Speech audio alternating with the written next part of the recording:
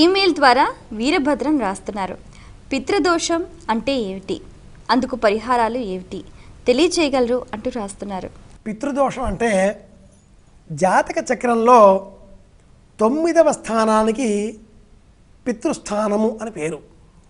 అది పూర్వజన్మ పుణ్యానికి కూడా సూచితం.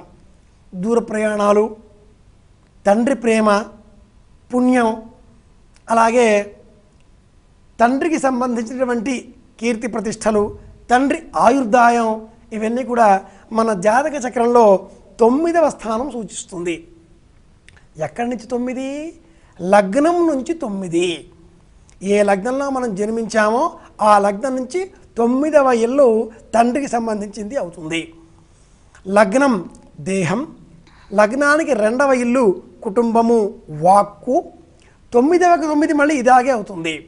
3వ ఇల్లు సోదరులు, 4వ ఇల్లు తల్లి, 5వ ఇల్లు సంతానం, 6వ ఇల్లు శత్రువులు, 7వది భార్య లేక భర్త, 8వది ఆయుర్దాయం, 9వది తండ్రి పుణ్యము, 10 వృత్తి ఉద్యోగము వ్యాపారము, 11 లాభము, 12 దుఃఖము లేక వ్యయము.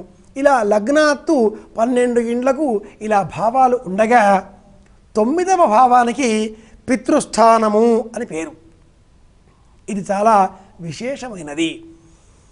ఈ 9వ క్షేత్రంలోనే మనం దూర ప్రయాణాలు, పూర్వజన్మ పుణ్యము సూచిస్తుంది. ఎంతో పుణ్యం చేసి ఉంటే ఈ తండ్రి కడుపున మనం జన్మించి ఉంటాం.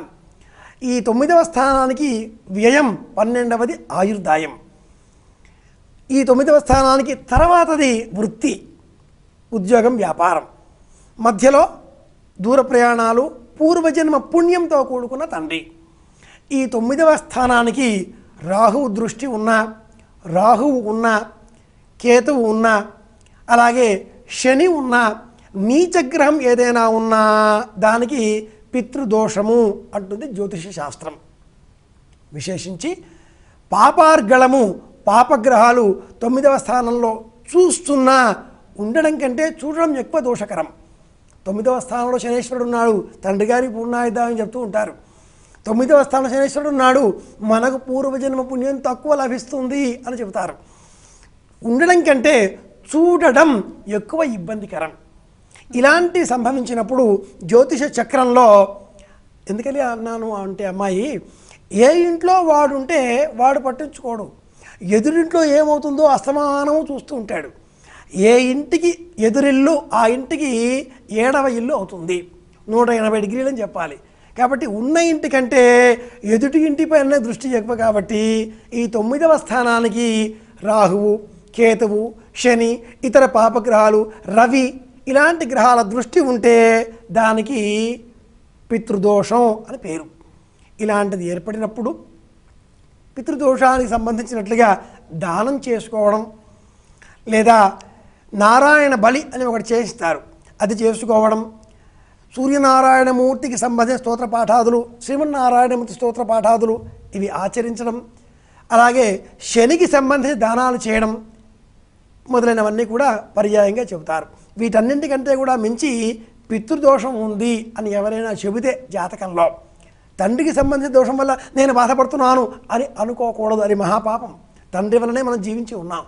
మరి పరిహారం ఏమిటండి మీరు చెప్పేది, సంక్షిప్తంగా చెప్పండి అంటే శివారాధన.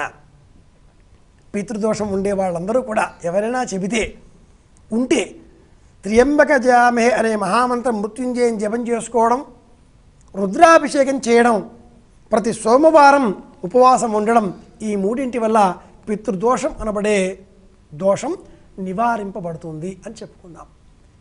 అంటే ఏమిటి తెలుసుకున్నాం. ఏం చేయాలి? అపమృత్యు జపం, త్ర్యంబకం జయామహే. 2వది శివాభిషేకం. 3వది సోమవారం ఉపవాసాలు ఉండడం. ఇవి చేస్తే చాలు, ఆ దోషం తొలగిపోతుంది. మనకు క్షేమం, పూర్వజన్మ పుణ్యం